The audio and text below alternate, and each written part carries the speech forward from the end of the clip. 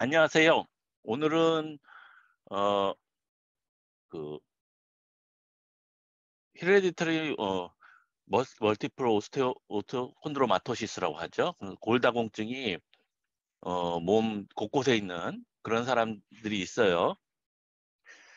그런 분들이 이제 이게 제네틱 디지즈니까 레디알 헤드 디스로케이션이 많이 생겨요. 그래서 요런 경우에는 어떤 식으로 어프로치 하는지에 대해서 한번 말씀을 드려 볼게요.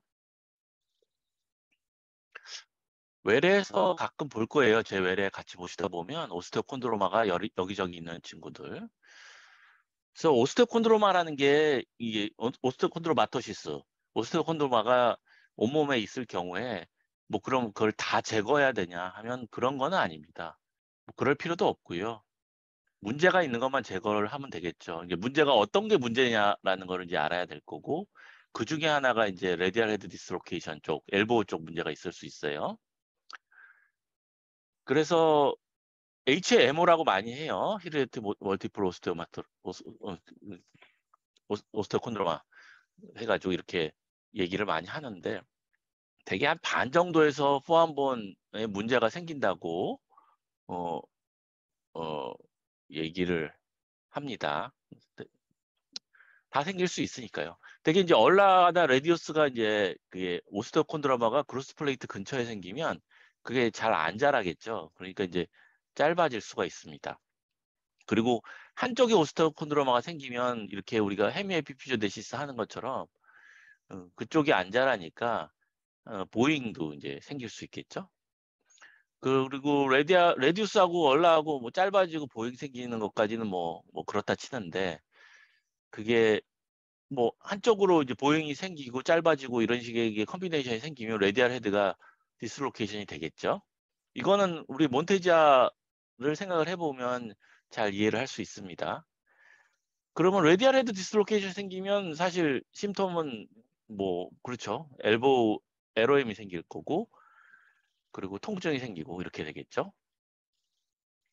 자, 이거를 이제 처음 정리한 사람, 처음 이제 정리해가지고 퍼블리시한 사람이 이제 제비스 브리티시의 이제 마사다 선생님이라는 분이 했어요. 1989년이니까 꽤 오래됐죠.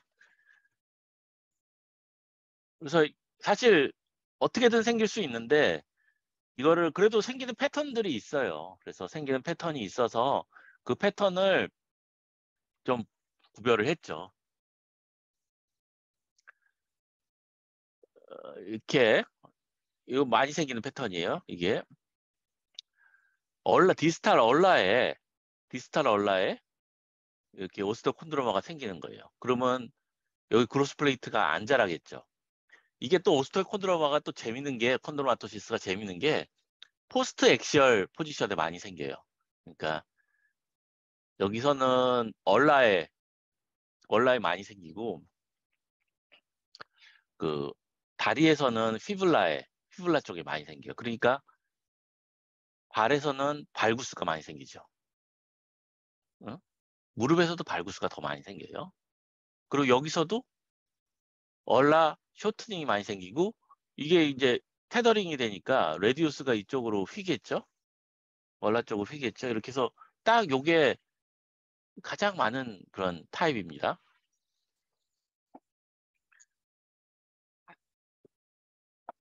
그래서 이럴 때는 어떻게 무슨 수술을 하겠어요? 뭐 이렇게 증상이 있다고 하면 이럴 때는 엘보우 프라브름은 없겠죠. 주로 디스탈 리스트 쪽의 프라브름이 되겠죠. 여기가 그러니까 만약 리스트에 문제가 있다고 친다면 리스트를 쪽에 얼라를 랭싱하고 레디우스에 코렉트 버스터토미를 해가지고 똑바로 만들어주는 게 치료가 되겠죠. 이거 익시전 하고 만약 굉장히 어린애다 그러면 익시전 하고 이게 자라는 걸 기다려 볼 수도 있겠죠. 그러니까 그런 식으로 이제 생각을 하시면 됩니다.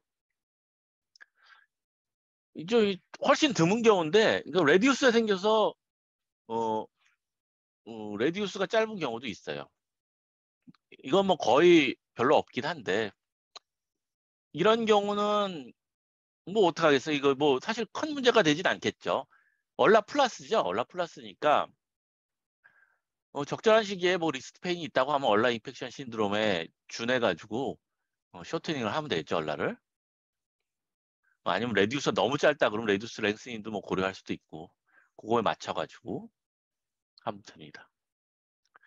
또 하나의 문제는 이제 레디얼 헤드 디스로케이션인데 레디얼 헤드 디스로케이션은 아까 타입 1, 타입 1, 타입 1, 2, 3 그걸 외울 필요는 없고 이 얼라가 쇼트닝 되고 레디우스 얼라가 쇼트닝 되면 레디우스가 빠질 수가 있겠죠. 이쪽이 이 얼라가 짧으니까 이거는 우리 몬테지아 원리랑 비슷하죠. 그래서 나중에 몬테지아에서도 이제 빠져 있는 치료하려면 랭스닝을 하죠. 얼라 랭스닝 하죠. 그래서 이런 경우는 레디얼 헤드가 이렇게 빠져 있는 경우는 우리가 진행해 가지고 얼라가 쇼트닝 되고 레디우스가 보잉이 생겨 가지고 레디얼 헤드가 빠졌다. 그러면 우리 치료는 뭐 똑같죠. 뭐 이걸 떼내고 얼라를 랭스닝하고 레디우스의 코렉티브 오스토미를 하면 되겠죠. 하게 치료를 하고 그게 메인스트림입니다. 근데 이제 어 얼라가 굉장히 짧아져 있기 때문에 대개는 랭스닝을 할 때 그냥 어큐 랭스닝을 해가지고는 잘 안 되고 몬테지아는 어큐 랭스닝 많이 하죠. 근데 이 여기서는 잘 안 되고 엑스터널 픽세이터 이용해가지고 그래주얼 랭스닝을 주로 합니다. 이런 경우 있어요. 뭐 오스테오콘드로마가 레디알 헤드 쪽에 있어가지고 뭐 전혀 뭐 리덕션하기 힘들다. 그럴 때는 어쩔 수 없이 뭐 레디알 헤드 리섹션을 하고 어떤 친구들은 이제 여기 오스테오콘드로마가 레디알 헤드처럼 이렇게 아예 아티큘레이션 하고 있는 데도 있어요. 그럼 뭐 이거 그냥 리섹션 하면 되겠죠. 그렇습니다. 그리고 대충 크로닉 모페지하고 비슷하게 생각해가지고 치료를 하면 되겠어요. 근데 모든 환자가 다 그렇게 되는 건 아니죠. 꼭 그렇게 해야 될 필요도 없을 수도 있고. 일단 케이스 하나를 좀 재밌는 케이스를 보도록 할게요. 여자 22세예요. 그러니까 나이가 다 들었어요. 이제 더 이상의 디포미티는 없을 거라고 이제 생각할 수 있고, 어, 멀티프로스트 콘드로마토시스고요. 어, 아, 엘보페인이 포함을 프로네이션 할 때만 있어요. 수피네이션 했을 땐 괜찮은데 프로네이션 하면 생겨요. 뭔가 임플라이 하는 바가 있죠. 자, 엑스레이 찍었을 때는 어 약간 이게 지금 얼라가 짧아져 있고 레디우스가 이제 보잉이 돼 있고 약간 서브럭스진이 있어 보여요. 라테랄에서 약간 뒤로 서브럭스진이 있나? 뭐 이런 생각이 이제 들어요. 보잉이 있고. 근데 이제 수피네이션 때는 한 요 정도인데 프로네이션 하면 확 빠져버려요. 그러니까 당연히 프로네이션 때 통증이 심해지겠죠? 이게 이제 서브럭서블이에요. 그러니까 이게 이제 빠지기도 하고 들어가기도 하고 이런 상태예요. 그러니까 이제 완전히 빠져서 딱 고착된 상태는 아니고. 분류라는 건 뭐 사람이 이제 만든 거고 만든 사람도 뭐 그 신이 아니고 신이 분류한 건 아니잖아요. 그러니까 이제 적절한 크기 내용 그 패턴이 있으면 그 패턴을 분류를 하게 되죠. 그리고 치료를 할 때 좀 결정적인 그런 내용이 있으면 그걸 분류의 그 크라이테리아가 될 거고요. 근데 뭐 분류에 뭐 딱 속하지 않은 경우도 있죠. 이것도 뭐 이게 뭐 디스로케이션이 있는 걸로 볼 수 있고 없는 걸로 볼 수도 있고 그렇습니다. 그래서 프로네이션 때는 레디얼 디스로케이션, 그 수피네이션 때는 리덕션은 됩니다. 누르면 쑥 들어가요. 또 얼라하고 레디우스에 보잉이 있고 보잉은 다 얼라 쪽으로 보잉이 있습니다. 메커니즘은 이런 거예요. 그러니까 얼라도 이렇게 구부러져 있고 레디우스도 구부러져 있는 이 수피네이션 상태는 이런데 프로네이션 되니까 당연히 레디얼 헤드가 쏙 빠져버리겠죠. 그 뭐 트리트먼트 옵션은 생각할 수 있는 거는 레디얼 코렉티브 오스토미 하고 얼라의 랭스닝을 하는 거죠. 그렇게 하는 건데 되게 익스터널 픽세이터를 이용하고 그런 건데 그리고 뭐 그 레디얼 헤드 리덕션이 되어 있은 상태니까 거기에 뭐 애뉴라 오픈 리덕션을 좀 더 해서 타이트하게 꼬매주고 애뉴라 리컨스트럭션 할 수 있고 뭐 그렇죠. 굉장히 뭐 좀 오래 걸리는 아웃컴 볼 때까지 좀 오래 걸릴 수 있겠죠. 근데 이제 생각을 해보면 익스터널 픽세이터로 이제 그레이주얼하게 코렉션을 하려면 좀 잘 디자인을 해야 되겠죠. 근데 보잉이 상당히 여러 군데 있는 상태고 조금 복잡할 수 있습니다. 그리고 레디우스가 지금 빠져 있는 상태도 아닌데 얼라 랭싱을 하면 어떤 식의 이펙트를 줄지도 좀 뭐 고민이 될 수 있겠죠. 당연히 빠져 있으면 랭싱을 해야 되는데 그리고 랭싱 하면서 얼라의 코렉션도 같이 해야 되겠죠. 근데 이제 이게 보잉 자체가 상당히 참 길게 보잉이 돼 있기 때문에 오스토미를 한 군데 치는 것만으로 코트미 한 군데 치는 것만으로 참 코렉션이 되기가 쉽지 않을 거예요. 약간 복잡할 수 있어요. 이게 얼라 랭싱, 그레듀얼 일자풀에서 얼라 랭싱을 하고 레디알 코렉티브 오스톰을 한다면 레디알 코렉티브 오스톰은 얼만큼 할 것이냐, 얼라는 얼만큼 할 것이냐. 그리고 그게 나중에 프로네이션, 수피네이션 했을 때 정확하게 프로네이션 했을 때 안 빠질 거냐. 이런 거를 그레듀얼 컬렉션으로 해가지고 예측하는 거는 뭐 잘 될 것 같긴 한데 나중에 다 고치고 나서 프로네이션 스피네이션 했는데 빠져버리면 어떡하겠어요. 원래 빠져 있으면 뭐 어느 정도 들어갔다고 얘기할 수 있겠지만 그게 완벽하게 딱 맞추기가 쉽지 않을 수도 있습니다. 그래서 약간 골치가 아플 수 있어요. 컴플렉스 할 수 있어요. 이래요, 이렇게. 그래서 그래, 그럼 이거 이렇게 뭐 고쳐야 될 것 같은데 어, 이게 오캄스 레이저라고 하죠. 그러니까 너무 이제 이 프라브름이 좀 컴플렉스 할 때는 이게 가장 쉬운 방법을 한번 생각을 해보면 이게 다 걷어내고 지금 심텀에 집중을 하고 하면 좀 더 편한 치료 방법을 우리가 생각할 수도 있을 거예요. 우리가 이제 원래 이제 기존 관념은 얼라 그레듀얼 랭스닝하고 레디알 코렉티브 오세톰이라고 칩시다. 1.5%에서. 근데 이제 그거는 이제 엘보하고 리스트 문제를 이제 다 동시에 이제 가능하면 아나토믹하게 모든 걸 만들어 주려고 하는 거죠.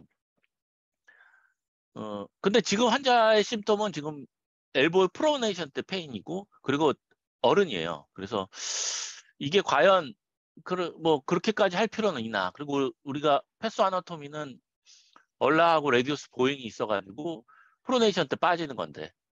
그래서 아니 심플하게 그냥 이걸 11자로 만들어 버리면 당연히 이런 폴스는 안 받겠죠. 디스로케이션 하려는 폴스는 안 받겠죠. 그래서 이제 우리는 수술을 이렇게 계획을 했습니다.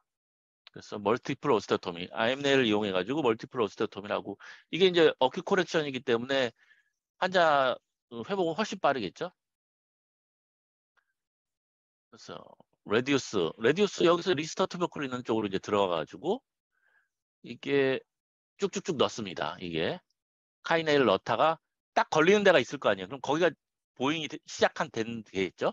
거기를 여기서 딱 보잉이 이렇게 되니까 여기서 걸리니까 여기서 이제 조금 오픈해 가지고 치고 이게 더 안 들어갑니다. 이게 왜 그러냐면 얼라도 보잉이 되기 때문에 딱 그 펴지지 않죠. 얼라 쪽에 이거는 에스핀으로 얼라는 스트레이트하게 만들어주면 되니까 에스핀으로 딱 넣어요. 쭉쭉쭉 넣다가 보니까 딱 보잉이 해서 안 들어가는 부분이 있어요. 여기서 딱 쳐봐. 또 조금 열어가지고 좀 쳐. 쭉쭉쭉 가다 보니 또 얼라 쪽이 보잉이 좀 상당히 심했어요. 이게 보니까. 네, 또 쳐. 해가지고 쭉쭉쭉 넣으니까 레디우스도 들어가요. 그냥 딱딱딱 딱 일자로 만들어졌어요. 딱 세 군데 치니까 딱 되더라고요.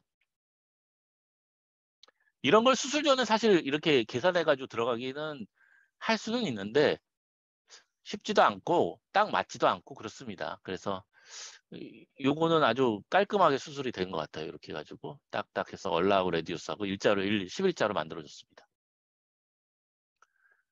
또 장점은 뭐냐면 수술하고 나서 바로 볼 수 있죠. 수술하고 나서 수피네이션 때는 완전히 들어가요. 아까보다 훨씬 낫죠. 그 프로네이션 때도 잘 유지하고 있어요. 그래서 이거 괜찮겠다 이렇게 해서 더 이상의 포더 프로시저를 하지 않고, 물론 랭스링 할 것까지 다 준비하고 들어갔는데 이렇게 하고 수술을 끝내버렸습니다. 그럼 굳어버리기만 하면 되죠.